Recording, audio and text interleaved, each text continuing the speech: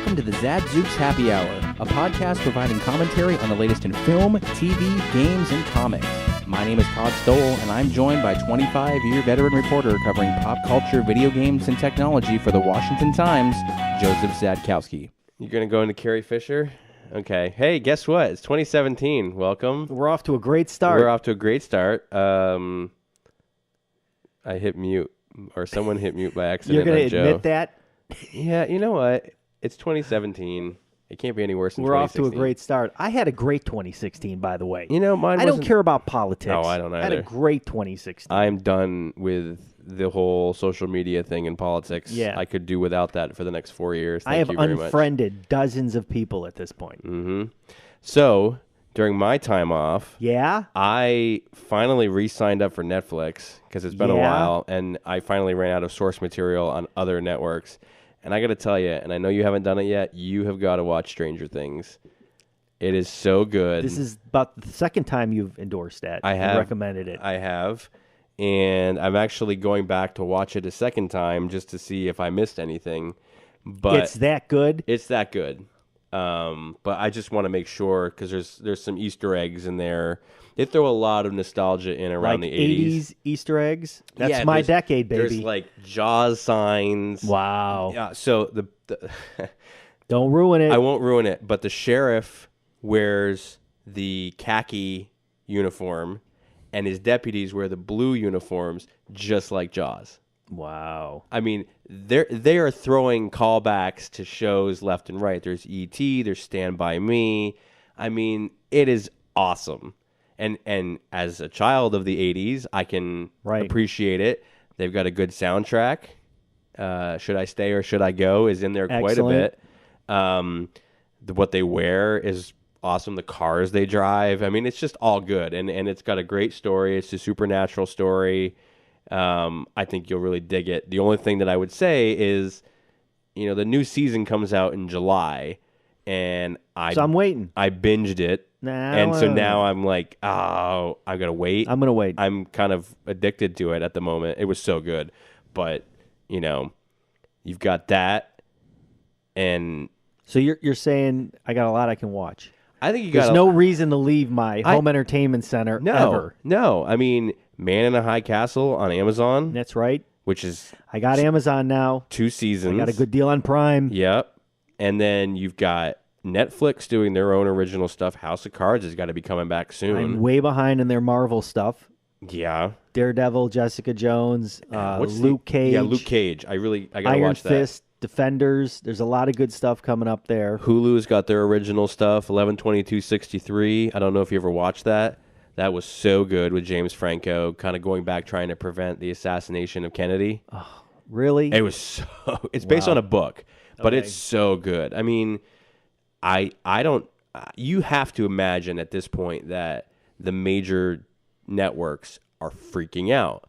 I mean, what are they going to do? The only thing that I'm a little disappointed in is that CBS decided that they're going to run the new Star Trek TV series only on their online service. What? They're going to do the. I know, but why? But yeah, that's my point. Like this, it just doesn't have an audience. Like. Hulu's got an audience. Netflix has a massive audience. Right. Amazon has a built-in audience if you're a Prime member, which you should be. Right. So I don't understand that.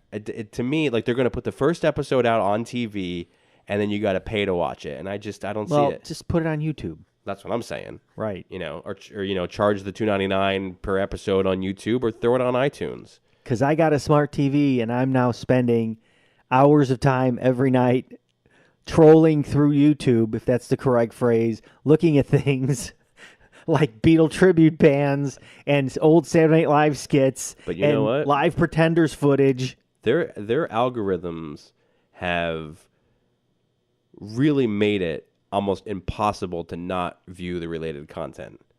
Yeah. It's just so good. Right. I mean, it's...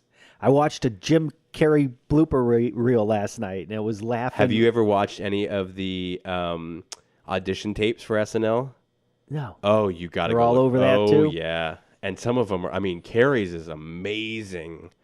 I guarantee myself... I mean, they say it's always good to laugh once a day. Yeah. I can now laugh once a day. Yeah. Guaranteed. Well, SNL has its own app, too. Yeah, but I like sticking with the smart TV idea concept. I think it's I got actually a lot of good stuff. I think you can get it on the smart TV. I'll dig into that. So, there's really no reason to have any type of life outside your television. No. And there's now too much good TV. There's too much. I can't watch it all. Yes. Like I'm fully I only watched the first episode of the new Walking Dead. That's it. I haven't watched any more, although I'm kind of done with it too. So that might be part of it. I've also completely fallen behind Fear the Walking Dead. I'm now a season behind. Oh, me too. Because I can't catch up. With everything else going on. No. So yes. Ignore your friends and family. All you have to do now is sit on your couch and watch television. Just slowly go into it and never leave. The days of stupid reality TV are gone. They are gone.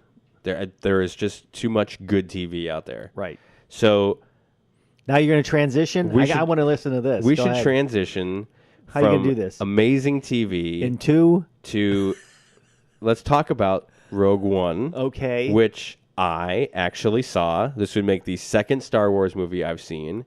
The first one I saw in 2016. Right. Which was episode 7. So you've only seen the good stuff. I've only seen 7, and I've seen this one. I know 4, 5, and 6, but I only know the Family Guy versions, and I feel like I'm fairly caught up on it. It's good enough. It is what it is. I'm glad you admit that. I love that. me some Family Guy. That's putting into perspective Yes. what you know about Star Wars. Well, that's fine. That's fine. It's okay. All right. So, special effects on this movie were very good. Right. The story, which we're going to completely ruin this for anyone who hasn't seen it, so feel free to skip ahead. Right. But this is the story of how the plans for the Death Star are stolen. My gripe with this movie is really only one, which is kind of a big one in that there is a lot of character development that is left on the table that you just don't know a lot of backstory about these characters, and some of them are amazing. The location development is better than the character development. Yeah, how many planets did they jump between? Like 6 or 7? Yeah, a lot of good stuff. A lot of terrain. A lot of terrain, which I don't really feel like you've ever... From what I can tell, you don't really get a whole lot of that in the other movies, do you? Yeah, but this was excessive. Yeah, a little right. bit. I mean, it was sort of like, look at our fancy toys. It gave you the chance to see a lot of neat stormtrooper costumes. Yeah, I mean, they definitely... The stormtroopers sound just as stupid as they did in the... Okay, and explain to me the concept of the death trooper and exactly what they did, because I didn't see them doing a lot in this movie, other than shooting. Shooting and missing. There was no difference than from the storm to the death. No, none. Other than they had really cool armor. Yeah, but that's it. They're really cool action figures. Okay. But that's it. Yeah, I mean, I don't know. What the heck? I can only go from what I can say. So where I had an issue is that I do know that in episode 4, I know the story behind it, but this seemed like a bit of a stretch to say that we're going to show the Death Star functioning, which my understanding was in that episode 4, it hadn't achieved a proper function until they used it on a planet. But in this film, they apparently have the ability to obliterate cities. Right. And so that's kind of new information that no one is aware of. Unfortunately, every time they use it on a city, they completely decimate a cast member. And in the case of the second time, they wipe the entire cast off the map. That's right. So there's no one left from this movie. We both could have used more Saw Gerrera, more Forrest Whitaker. Absolutely. He was a Flash. And he was a great-looking character and probably had a lot to say if he had the chance. His costume and his backstory could have easily gone another 40 minutes. Like Grievous meets Vader. Yeah. It was great. I could have used more of the sort of pairing between, and I'm blanking, the katana-wielding character. I couldn't pronounce that name, even if you wanted me to. And his friend. Yes. I would have loved to have had more, a deeper insight into like why they're friends and why they're protecting each other. Right. again, the special effects are amazing. As we were talking earlier, in the first time we recorded this, I could tell that. Did you have to admit that? You just blew the fourth wall away again, didn't you? It's fine. Look to the camera now. Carrie Fisher's CGI implementation I found to be very fake.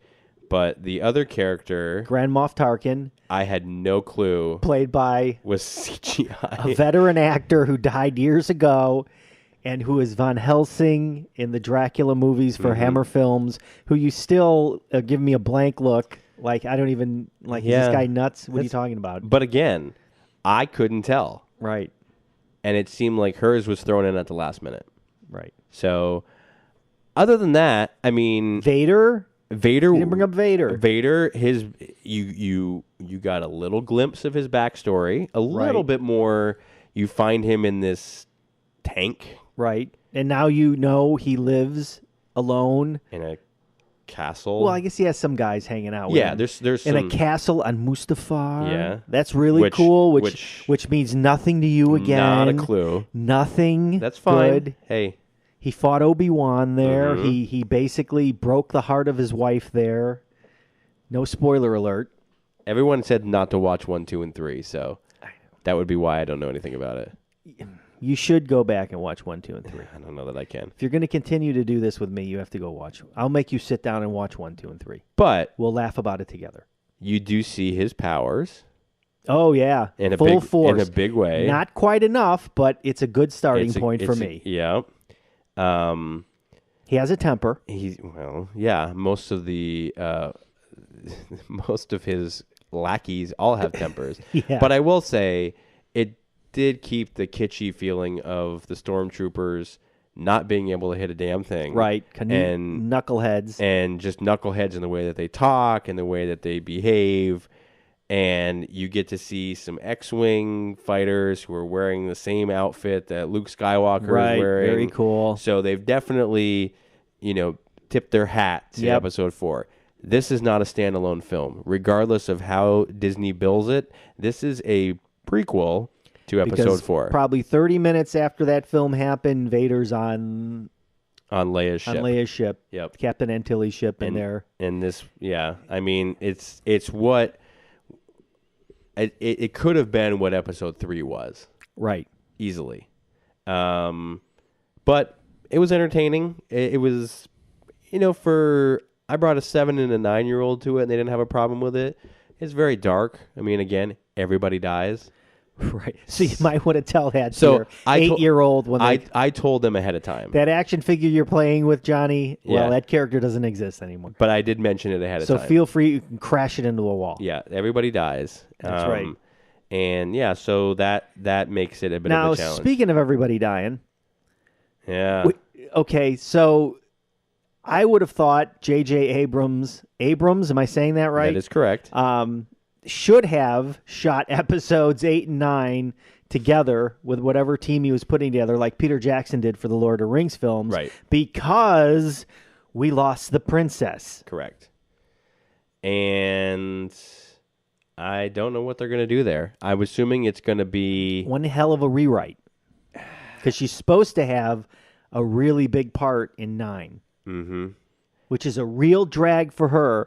I know she didn't give a rat's patoot about the fame and the fortune and all that baloney, but she had a really nice resurgence happening right there. Oh, sure. And it's so sad that was the timing of it. I mean... even sadder that her mother, who I really loved in many a film, Debbie Reynolds, died the next day.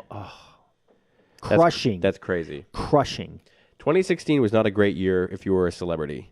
Right, or a musician. Right. Any sort of notoriety. I mean, then of course Father Mulcahy kicks off the last celebrity death. Oh, I'm just like, come on. That one stung. That was just, there was no need for that. So yes, let's talk about Carrie Fisher for a minute here. So I really appreciated her depth in what the projects that she worked on. Obviously, Star Wars for you was a big part of your life. Blues Brothers for me. I watched Blues Brothers the other night and saw the part at the end when she had that AK-47 or whatever she was holding and got smoozed into letting him Jake go. and go again. Yeah, which was cool. And of course, during that time, she and Aykroyd are, I think, dating. Really? And they were engaged. Really? And she left him to go back with Paul Simon. What? Yeah. So I didn't know that. She and Aykroyd were engaged to be married. And, I don't believe it. And he had to come out. He came out with a statement, just saying, Right. that he was sad about it. But she is so good in that movie, and she's not on screen a lot. But she plays a psycho girlfriend, former girlfriend, bride left at the altar. And she fires a bazooka at them at one point. Destroys levels of building. Blows up the whole. Which is awesome. Well, so yeah, first she shoots a bazooka at the doorway. Right. Then she TNTs Dynamites the building that they're staying in, and then she's got an AK-47 and tries to kill him. Right. She also plays the therapist in Austin Powers, which I completely forgot about. Right. And that's a pretty funny segment. Yep. She did a lot of voiceover work. She played Peter Griffin's boss in Family Guy. Didn't know that. Wouldn't have ever guessed that was her. Right. If I wasn't paying attention to the end credits. Did a lot of work for a lot of people. Was, unfortunately, she was a product of the 70s and a lot of cocaine and a lot of excess. A lot of excess. And unfortunately, that probably ended up doing her in. Right. I never got past the slave outfit. Yeah. that for you was just that brought a new high to my life. So that was very sad. I don't know what they're going to do. 8 is in the can, so you will see her in full. You don't think they're going to pull a Peter Cushing, do you? They wouldn't carry her. Carrie in a film like that. I can't imagine that they have enough footage of her at her age to do that. To be able to do that, right? And that would probably be a little disingenuous. My assumption is that they'll have to kill her off early in 9, right? Maybe they'll do something, a couple of scenes with her, or patched together. Yeah, then, I mean, that you're right. The fact that they didn't shoot 8 and 9 back to back. I mean, but again, it's just Abrams producing at this point. Right. It's a different director. Right. I think it's going to be very difficult. I mean, there's a lot of she apparently was big in 8, and right, and so naturally you would want to see that in 9 play out, but you won't. So it is in the can. It's completely done as far as I can tell. I think they're just working on the special effects at this point, but it is done, and everything is 100% filmed. So she will be in it in its entirety unless they do a last minute rewrite and somehow kill her character off in 8, which I can't see how they would do that. Just to honor her, I don't think they would do that in 8. Nope, I think they'll carry it. Okay. So, lots of sad things. Right. But Rogue One was good. It was okay. It was not as good as 7. And the box office also indicates that too. Then again, not as sad as the first take you wiped out on what we had. Yeah, come on. Which really was going to be gold. I would have submitted that for awards consideration. This is like I know silver gold. This is like we're shooting this off of a boat in England in the 60s. But no, this movie was never going to be able to live up to 7 because it didn't have Harrison Ford. It didn't have. You just changed topic. Yeah, I'm totally just ignoring you now. It didn't have Luke and Leia in it, and no, it had no key characters in it. I mean, it made a lot of money. It just didn't make enough. What do you mean it didn't make enough to be able to beat 7? Did you expect it to beat 7? I honestly, I think you did. You predicted it to beat 7. Yes, I did. You sent me a text, and I honestly think that 8 will beat 7 because she died. I agree, but I think 9 maybe not. Right. We'll see. We'll see. Okay. We'll be back in a minute. Mm-hmm. Don't promise anything. Yep. Bye.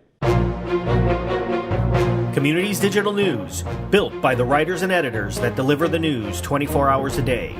Visit comdiginews.com. That's COMMDIGI news.com. And support the next evolution in news. Okay, let's talk about Sully on Blu-ray, even though we're a little late to the game.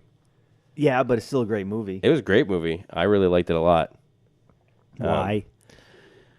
Well, I mean, it's a real event that happened in my lifetime, and I remember watching it very attentively on the news for 48 hours, and I don't remember it that much. Oh, really? Really? I remember a lot of people, that was almost the first time that you were getting exclusive content posted via social media, where people were going down to the pier, taking photos when the boat is when the plane is in the water and it's mostly sunk, but it's anchored so it can't go any further. Right. And people are posting that online, and that becomes a big thing. You had people who were posting photos where you had all of the passengers on the wings, and that's not from a professional photographer. These are photos that were shot from just random people.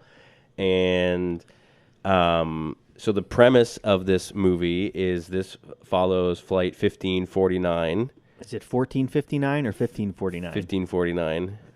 Crap. I'm going to go into my story right now and change that.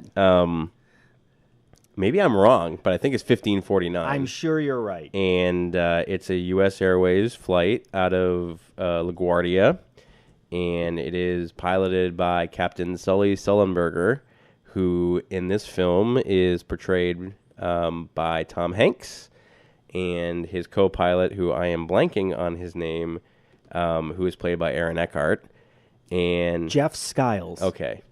And first officer. And the first officer and the pilot, Captain Sullenberger, are ascending to North Carolina. And in the process, there is a bird strike which wipes out both engines. And subsequently, you are left with a total of 208 seconds to determine what they're going to do with this airplane. Can they turn it around and land it? It is determined by Sullenberger and the first officer that they cannot, and they successfully land the plane in the Hudson and save all 155 souls on board. And it follows... But that's not all the story is. It is not all the story. It really... And I definitely remember reading a lot about this. It follows the struggle he had with instant notoriety and questioning whether or not he got it right.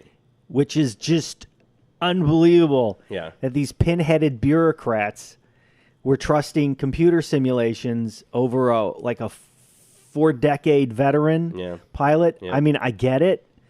Maybe they need to look at this stuff, but at some point they have to take a look at the man who did it and answer. And let him answer for it. And essentially what he was saying was that because they kept landing the plane, he was, he finally said, well, take into the human factor. Well, what do you mean? Well, usually we run a diagnostic, and that takes, before you can't just turn the plane around. That's not your first instinct. Your first instinct is to figure out what happened. Right. So they add 35 seconds onto the simulation, and everybody crashes the plane. That's right. Regardless of what airport they go to. Right. So it's proven that he did, in fact, make the right decision. Hanks plays this role beautifully. Looks he dyed his hair bright white, grew a mustache. Sure. Dyed that bright white. I remember seeing him on Letterman promoting another movie and asking, well, what's up? And he's like, oh, I'm playing Sully Sullenberger, and I'm completely white. He was great. Aaron Eckhart was fantastic. But who's the director? Clint Eastwood. Right. Home run. And this movie, considering it was, a historical drama, made a ton of money. Mm-hmm. Made like $250 million with like an $80 million budget. Yeah, and I think part of that is, if you think about it, there's no plane that's ever successfully landed on the water and not had either a total loss of life or major loss of life. And this guy managed to touch this plane down and no one died. Right. And so there's a lot of play off of, New York needed a good story with an airplane, and you gave them one. Right. And there's a lot of struggles that, the pilot and co-pilot go through in that they're all of a sudden thrust into the spotlight immediately and they don't know how to handle it, and they don't really want to be in the spotlight because they're also fighting this turmoil of, did I do the right thing?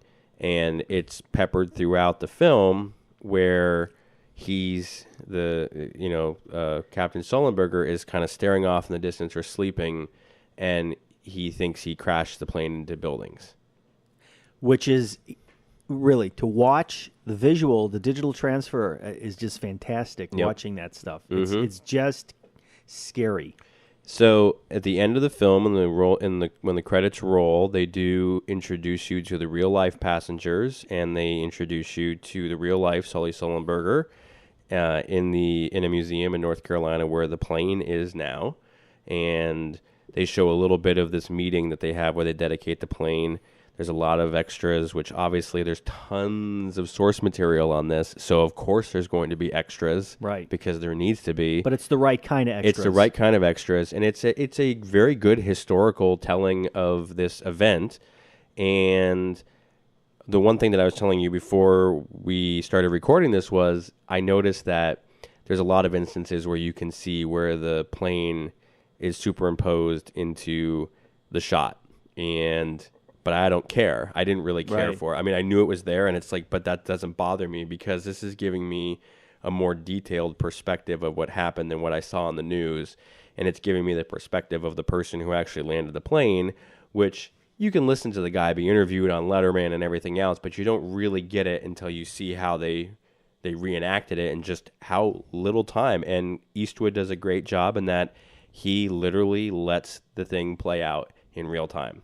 Right. And the plane takes off and crashes within 208 seconds or whatever the length is. So in that aspect, that was so well done. And it really, made it a very emotionally charged experience because you're seeing people who think they're dying. You see people who get separated on different sides of the plane. You see people who panic and they jump in the water and they try to swim for shore. I mean, these are things that actually happen.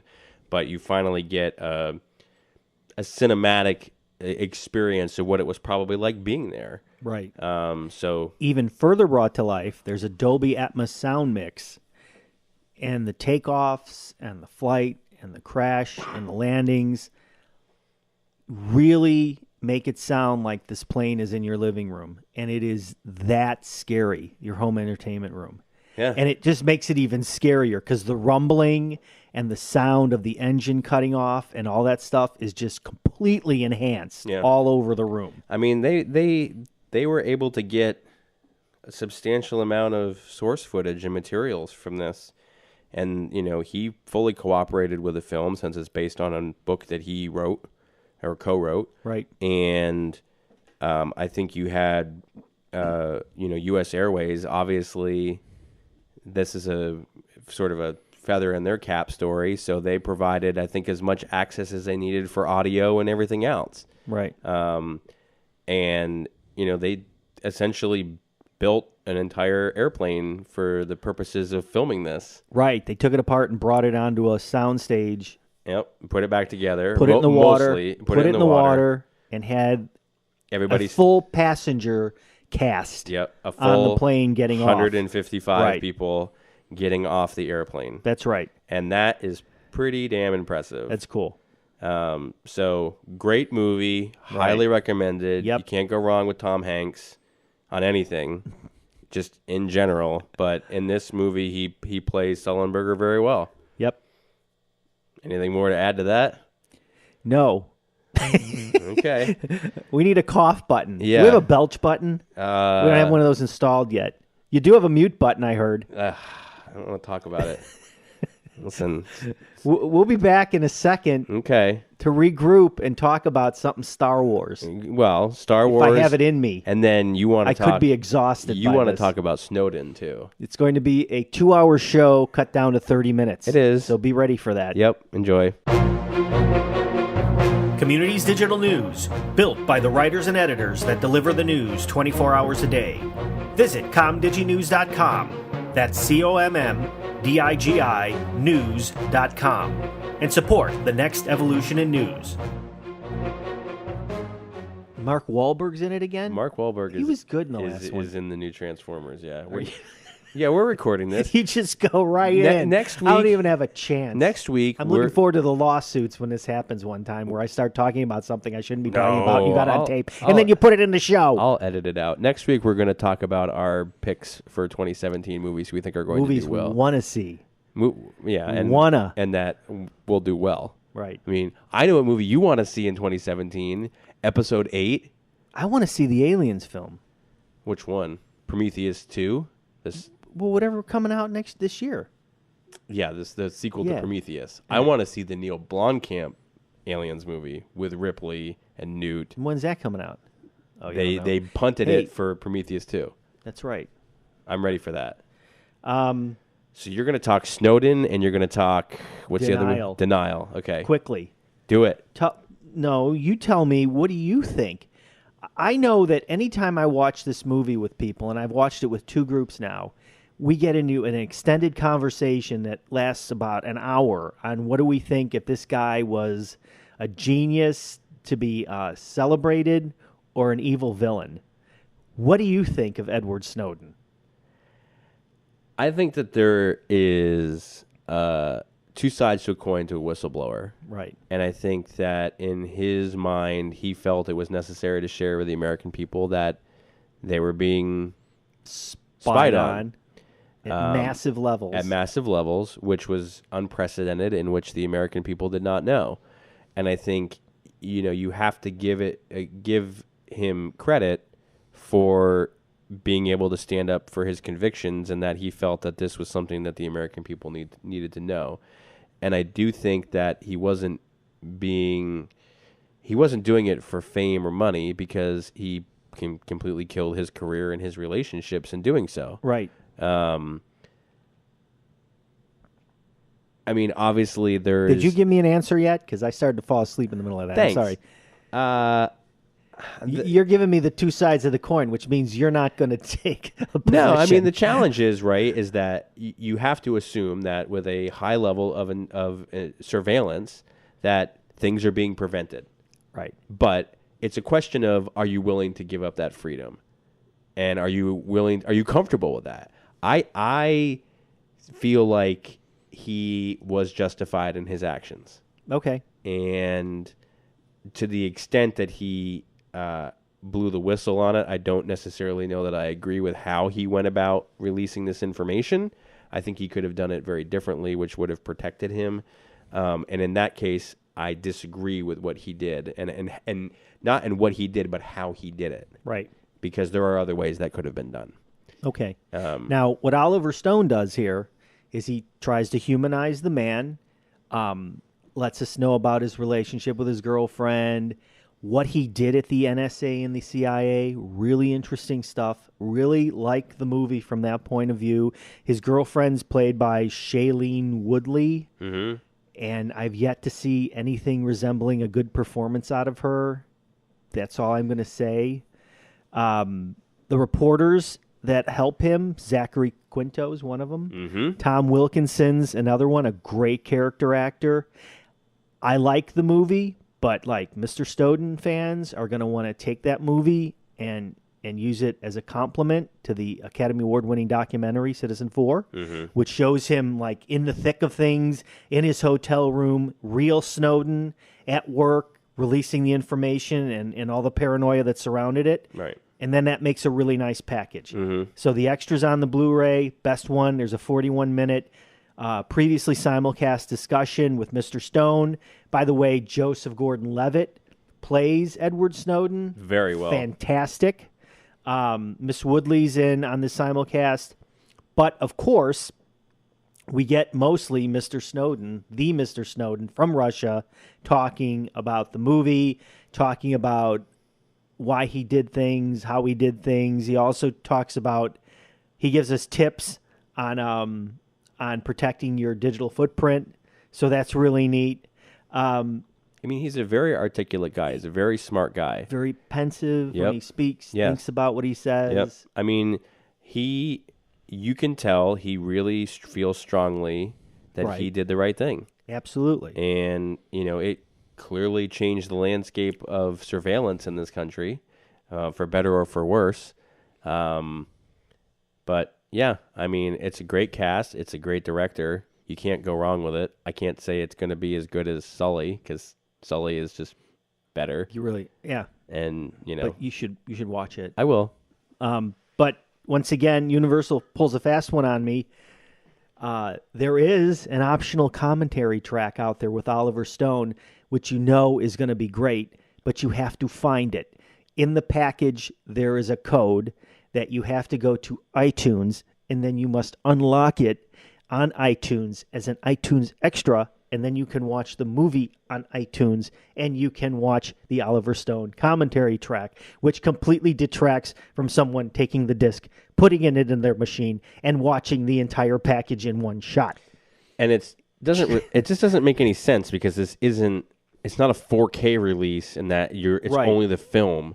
It's a Blu-ray release. Right. Those things hold massive amounts of data, and there's no real reason That why. couldn't have been on there. Yeah, I mean, I'm confused by that. I'm happy that I figured out the puzzle, but upset that I had to go through that much work to listen to Oliver Stone talk about his own movie. Yeah. The other one I want to mention from Universal is Denial, which is a courtroom drama, historical courtroom drama about, this is like as absurd as it gets, and I kind of remember this happening. Book author and historian Deborah Leipstad was sued by famed Holocaust denier and fellow pseudo-historian David Irving because he said the Holocaust never happened, and she disagreed with him and called him a liar and said certain things that caused it, and it happened in an English court. And watching this, you will shake your head the entire time because you can't believe this is happening. They have to reprove the Holocaust. And it's depressing to watch, and it's sad, but I watched it with my 17-year-old, and he was riveted. And if anything, this film makes you remember. Mm-hmm. It forces you to look at the absurdity of the situation on how somebody thinks they can repaint history like that. It's painful. Yeah, well. I mean, it's a well-done movie. Nothing to talk about the digital transfer that's great. The extras are ridiculously bad, which is unfortunate because you would think with a historical drama, you could come up with some better pieces of stuff to put on there featurette-wise. Yeah, I guess in that case, it's hard, right? I mean, Right. because how many times has this been covered? I mean, Right. what unique perspective are you going to provide? I would have had a documentary on the Holocaust. I would have just thrown one in there. Yeah, And just a just to licensed remind people, hey guys, this is happened. real. This happened. This David Irving guy is I'm not going to say it. I don't want to get sued. This David Irving guy was wrong. Yeah. So that's my two. Okay. All right. We have anything else? On that upbeat note, Man, feel like you're exhausted. I feel like I need to go to sleep now. Oh, thanks. Ugh. It's not my fault you didn't watch the movies. You think I can carry segments myself? Well, do you think I'm that fascinating? Well, next week we're gonna just do another uplifting film in Deepwater Horizon.